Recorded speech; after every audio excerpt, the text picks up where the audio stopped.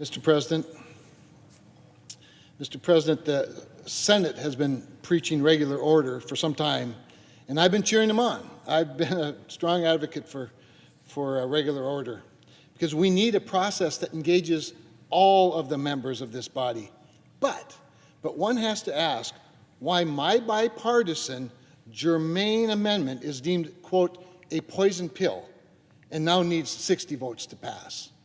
Well, I know the answer is simple. Because it was going to pass. That's why suddenly it's a, quote, a poison pill. And Senate Democrats would rather provide the Biden administration cover by taking a show vote designed to fail than following real regular order, Mr. President. And the will of the Senate should prevail here, but they're not going to let it.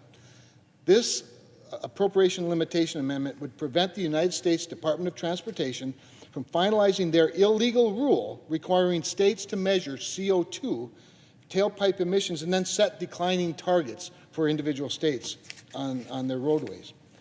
Mr. President, Congress has not provided any authority for the Department of Transportation to dictate CO2 performance requirements.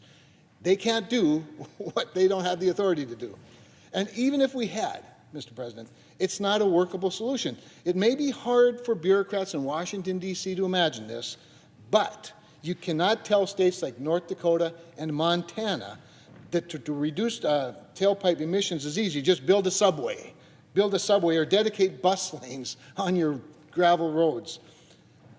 That's why, Mr. President, a majority of the states in this country have submitted comments expressing their concern and outright opposing this rule.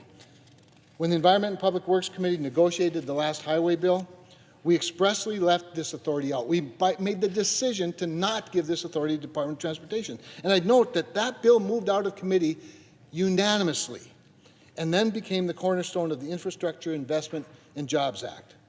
Ironically, the Biden administration created the poison pill that this amendment is meant to address. So, Mr. President, I'm not interested in show votes, so I'm going to withdraw the amendment.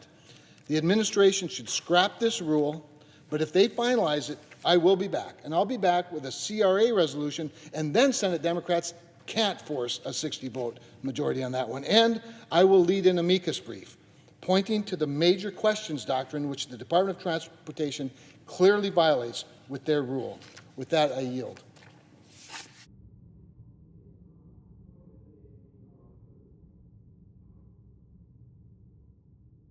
Mr. President, I seek unanimous consent to withdraw the amendment. The amendment is withdrawn. Thank you.